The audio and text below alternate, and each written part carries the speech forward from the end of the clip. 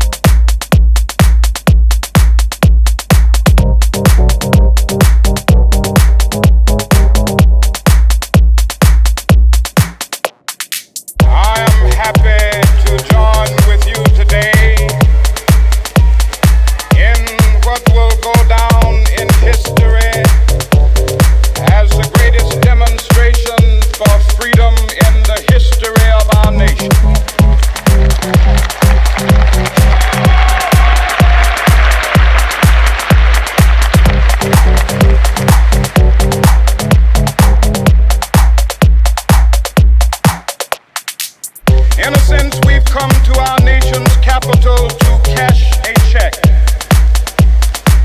When the architects of our republic wrote the magnificent words of the Constitution and the Declaration of Independence, they were signing a promissory note to which every American was to fall heir.